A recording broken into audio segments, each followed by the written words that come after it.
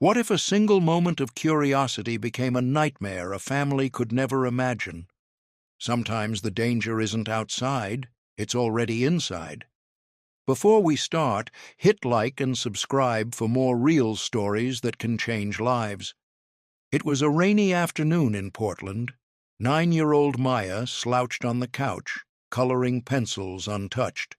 Her mom, Laura, was on a work call, sharp and hurried, and her dad, Richard, sat absorbed in spreadsheets. Maya felt invisible. Her older brother, Ethan, usually full of games and stories, sat on the carpet with a tablet. "Come see," he said, eyes wide. Maya peered over. The video wasn't a cartoon or a game. It was adults doing things she didn't understand. "Why are they doing that?" she whispered. Ethan shrugged. "I think it's for grown-ups." Just watch a little. Maya stayed. She didn't want to seem scared. As the videos played, the colors darkened, the sounds grew unsettling. Her curiosity battled with a growing dread she couldn't name. "They wouldn't post it if it was bad," Ethan said nervously. "You're not a baby, right?" His words cut deep. Maya didn't want to be the one always saying no. Days passed. Forts, games, and laughter disappeared. Whenever their parents were distracted, Ethan would quietly bring out the tablet, and Maya, against her instincts, sat beside him. The videos became darker, leaving her anxious and ashamed. She slept with the lights on, avoided eye contact, and even stopped drawing. Silence grew where shame had settled. Parents watching. "Have you noticed your child suddenly withdrawn? Thought it was just a phase? What if it's not?" One gray Thursday, Laura was on an online training, Richard fixing a fence outside. Ethan leaned toward Maya. "Just like the video. Let's try it." Maya's face turned pale. "It might hurt. It's probably acting." "We'll stop if it feels weird," Ethan said. They went into the guest room, closed the door. The air was heavy. Ethan replayed the video like a guide. Maya sat on the bed, fists clenched, eyes darting toward the door. Then they tried to mimic what they had seen. Instantly it was wrong. "Maya, it hurts," she cried. Ethan froze. I didn't think it would hurt." "I didn't mean." Maya curled into herself, shivering. Neither knew how to fix what had just happened. The door creaked. Their grandmother, who had arrived early, stood frozen. She didn't scream. She didn't speak. She picked up the tablet, scrolled the history, and sank to her knees. Her cries tore through the house. Laura rushed in. She saw her mother weeping, Maya shaking, Ethan trembling. "What happened?" she whispered. No words could explain it. The silence between the children told everything. Their curiosity had unleashed something they weren't ready for, and it changed their home forever. The house felt completely different after that day. Even the rain tapping against the windows couldn't mask the heaviness in the air. Maya clung to her grandmother, her small body trembling with every sudden sound. Ethan sat in the corner of the living room, head lowered, guilt carved across his face. Laura paced back and forth, whispering over and over, "How did this happen under my roof?" Richard stood outside in the drizzle, motionless, replaying every missed sign, every moment he had prioritized work over being present. The tablet, once a source of entertainment and connection, now lay shattered on the kitchen floor. Neither of them dared touch it. That evening, Maya found a sliver of courage. She whispered to her grandmother, "I didn't want to, but I didn't want to say no." I thought maybe it was normal. Her grandmother's heart broke all over again, but she held her close. "Maya, it's never wrong to say no, and it's never too late to speak up." Ethan, watching from across the room, finally broke down. I didn't think it would hurt. I didn't understand what we were doing. I just—" His voice trailed off, swallowed by guilt. For the first time, their parents didn't lecture. They didn't yell. They listened. They talked about boundaries, about emotions, about mistakes, about trust, about forgiveness. And that night, the first steps toward repair began. The next day, Laura and Richard sought professional help. They contacted a counselor specializing in childhood trauma. Both Maya and Ethan were enrolled in emotional wellness sessions. Their parents also joined a guidance program to better understand digital safety and how to navigate these moments without shame or fear. At school, private conversations with the principal ensured the kids would receive support, not judgment. At home, the family began new rituals: no devices behind closed doors, 1 hour every evening dedicated to honest conversation, weekly heart check-ins, where each family member shared what they were feeling, uninterrupted and without criticism. At first, the house remained quiet, not from peace, but because everyone was processing. Ethan wrestled with shame. Maya carried a storm of emotions: fear, confusion, sadness, and embarrassment, all condensed in a fragile little body. Their parents battled guilt, questioning every choice they had made. Yet amidst the wreckage, they clung to one truth: they were still a family. And healing, they realized, would start with small, deliberate steps. Ethan and Maya were given separate bedrooms, carefully arranged as safe spaces.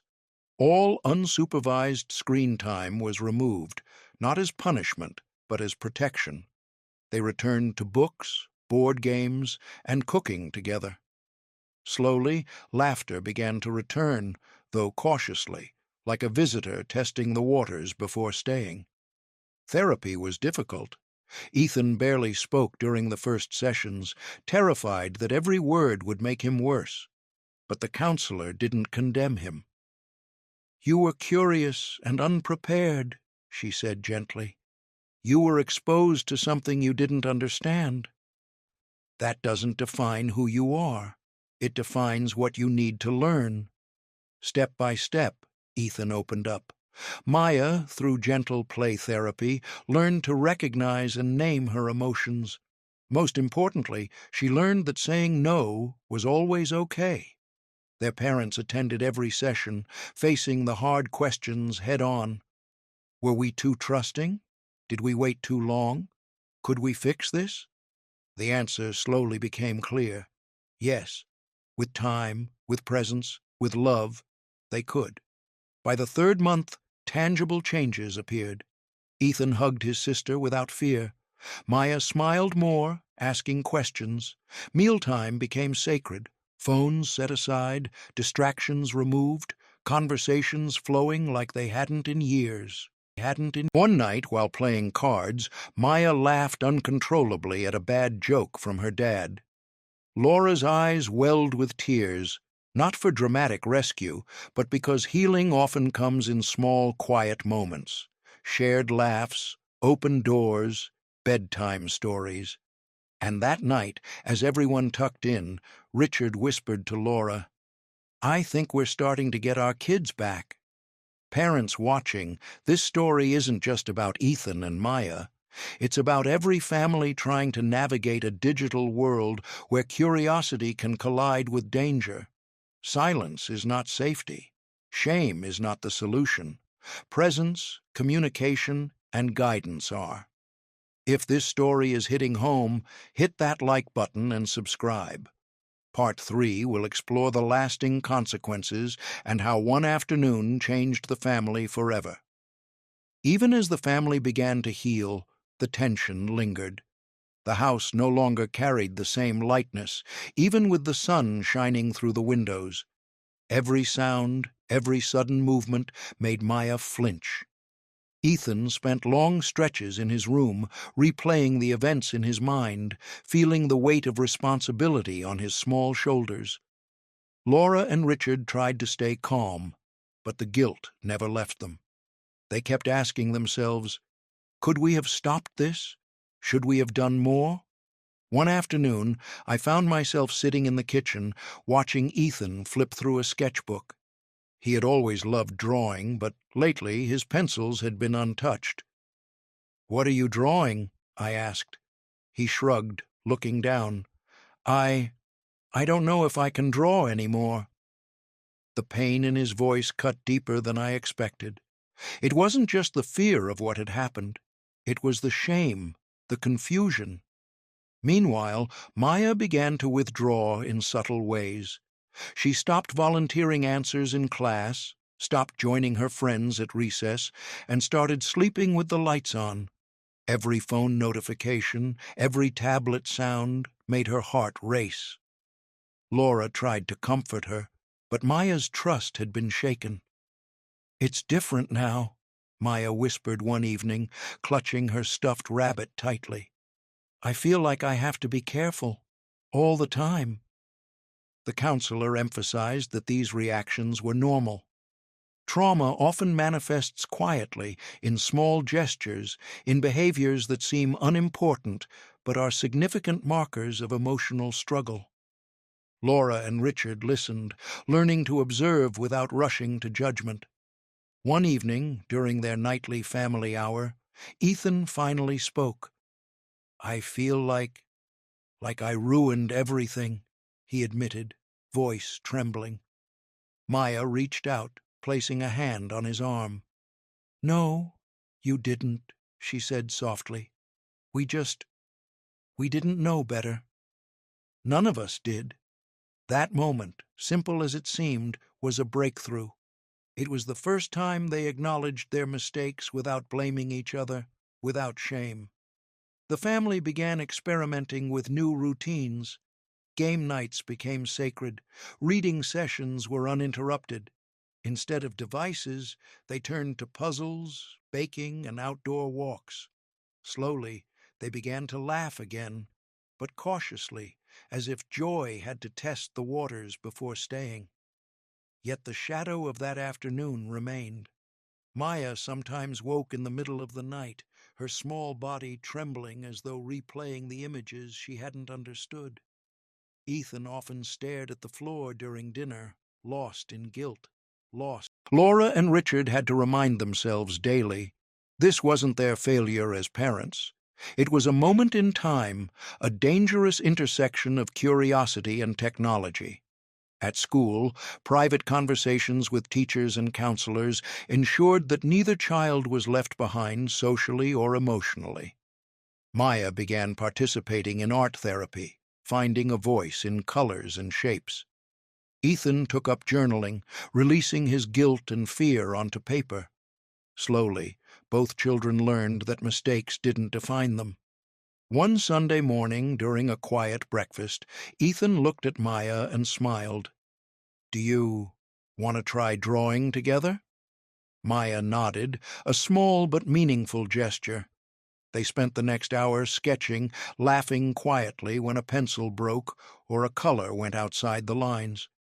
That hour felt like reclaiming part of their childhood, one careful, cautious step at a time. Parents watching, this stage of healing shows that recovery isn't instant. Trauma leaves marks, but love, attention, and presence can slowly dissolve fear. Silence is replaced by conversation, shame by understanding, and guilt by guidance. If this story resonates with you, make sure to hit the like button and subscribe. Part 4 will dive into how the family confronted the deeper emotional consequences and began rebuilding trust from the ground up. Even with progress, every day brought new challenges. Trust had been broken, and rebuilding it wasn't easy. Maya often hesitated to share her feelings, while Ethan sometimes retreated into silence, replaying that gray afternoon in his mind. The house had changed. No longer just walls and furniture, but a living reminder of what curiosity and unchecked technology could do. One rainy Wednesday, I watched from the kitchen as Maya sat by the window, staring at the drops sliding down the glass. "Mom," she whispered, "I still feel scared sometimes, even when I'm alone in my room." Laura sat down beside her, taking her small hand in hers. "It's okay to feel scared," she said softly. "What happened wasn't your fault. And we're here." Every step of the way, Ethan, overhearing, sank into the couch with his sketchbook open. I keep thinking about what I did," he admitted, his voice barely audible. "I didn't mean for any of it to happen. I just wanted to see. I wanted to understand." Laura sighed, her heart breaking for both children. "Curiosity is natural, Ethan. What matters is what we do after we make mistakes." The counselor encouraged more open dialogue between the siblings. "Sharing your feelings, even the confusing ones, helps build trust," she said. Slowly, they began to talk, first in small moments, then longer sessions. They shared memories, fears, and even tiny victories. It was awkward at first. Maya's sentences were stilted. Ethan often stopped mid-thought. But the room was filled with something new: honesty. Outside the house, Laura and Richard began organizing small outings, parks, local museums, places where screens were absent. At first, the children resisted. Maya clung to her stuffed rabbit. Ethan argued over every turn. But gradually, the world outside became less frightening, a place for curiosity without danger. They rode bikes together, painted rocks, and even planted flowers in the backyard. Each small success became a step toward reclaiming their childhood. One evening during a quiet dinner, Ethan spoke up. "Do you think maybe we could try watching something together? Something safe?" Maya looked nervous but nodded. Richard smiled gently. "We'll watch it together. No surprises, no secrets." That night, laughter returned, hesitant but real. For the first time since the incident, they were choosing curiosity in a safe space, guided by love and supervision. Meanwhile, Laura and Richard learned to balance oversight without smothering. They installed parental controls, yes, but they also spent time talking about the Internet's dangers, explaining that some videos weren't meant for kids, and that it was always okay to ask questions. Slowly, technology became a tool, not a threat. But trauma isn't linear. Some nights, Maya would wake crying. Ethan would slam his sketchbook shut in frustration. Laura reminded herself and Richard, patience is crucial. They didn't punish or scold. They comforted, listened, and validated. They encouraged empathy, helping the children understand their own emotions and each other's. By the end of the month, the first real sign of healing appeared. Maya and Ethan began laughing together spontaneously, building small forts in the living room, trading silly jokes, and even teasing each other gently. It was cautious, fragile, but it was theirs again. The house, once heavy with guilt and silence, began to feel like home. Parents watching, this part of the story is crucial. Healing takes time. It's messy, awkward, and sometimes frustrating. But with consistent presence, honest conversation, and emotional guidance, trust can be rebuilt, curiosity can be safe, and children can reclaim their innocence. Months had passed, but the shadow of that gray afternoon still lingered. Healing was ongoing, and one wrong move could unravel all they had worked so hard to rebuild. One Friday evening, I watched as Maya hesitated at the doorway, holding a letter from school.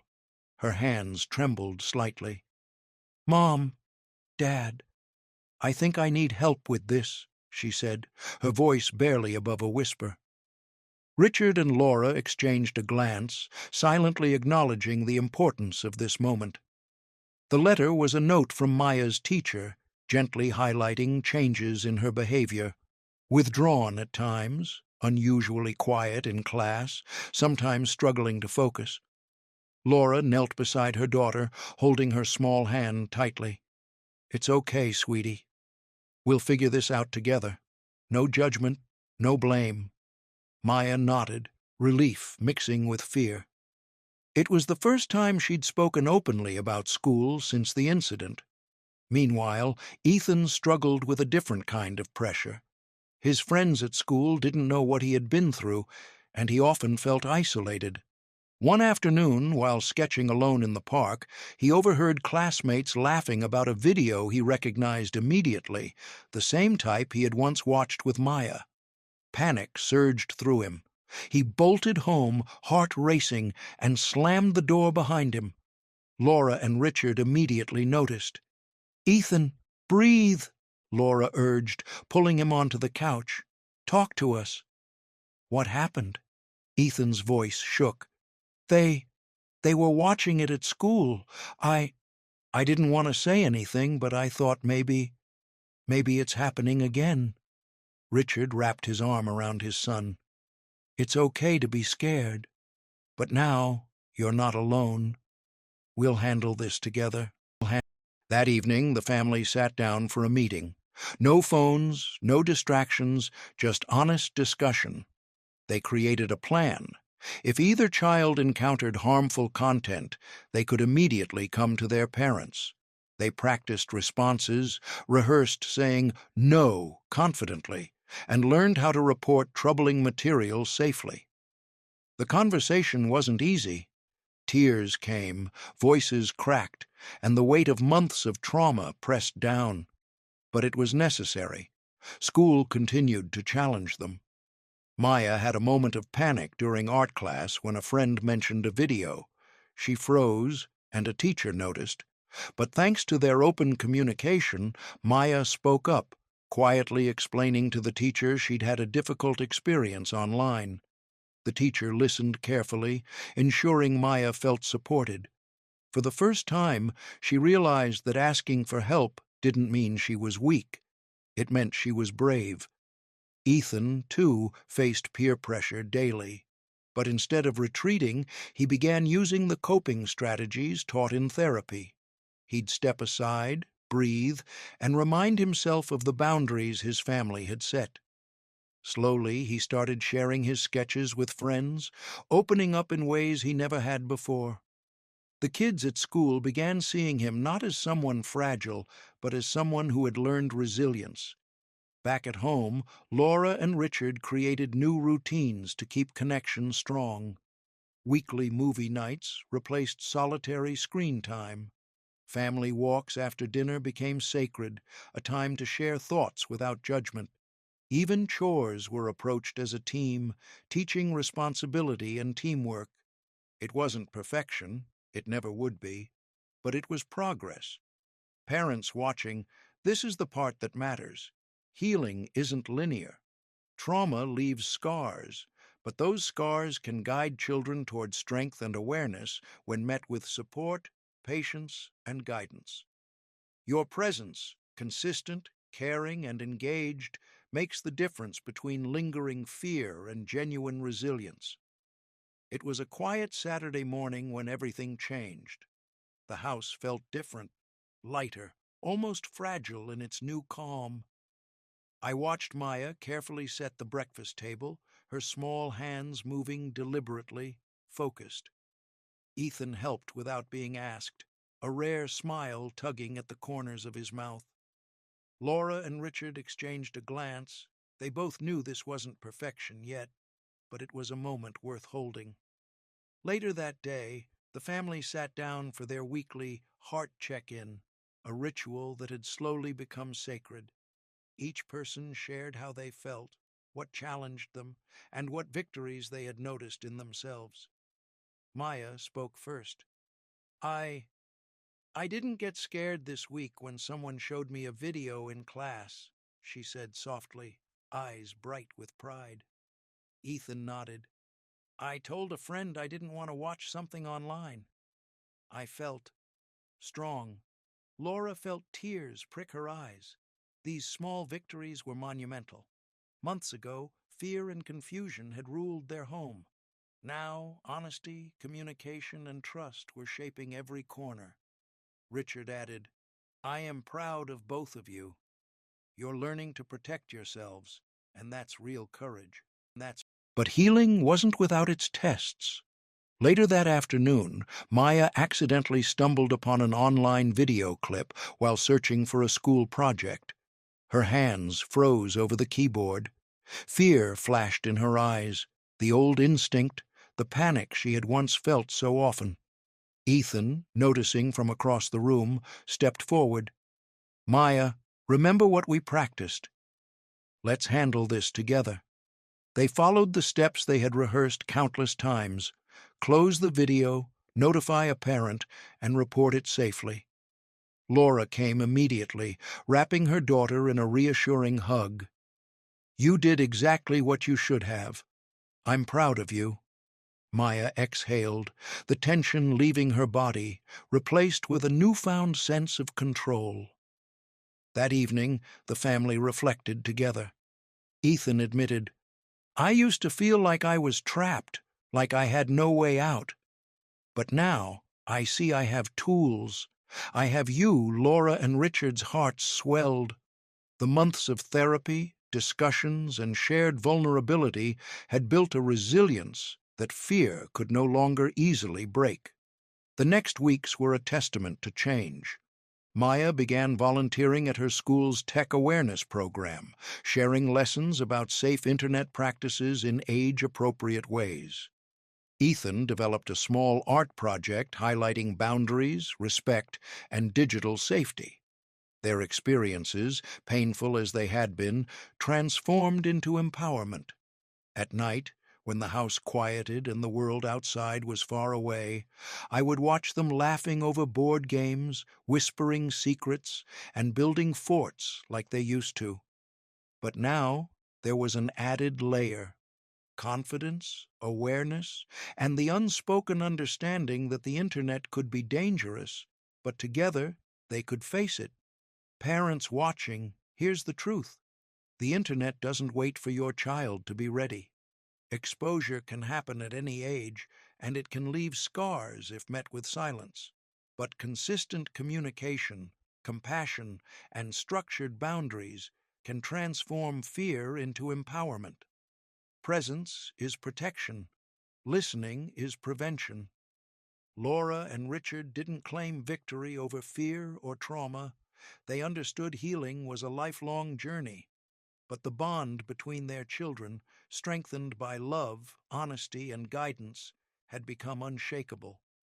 What began as a gray afternoon of uncertainty had grown into a family who could face the digital world with courage and awareness.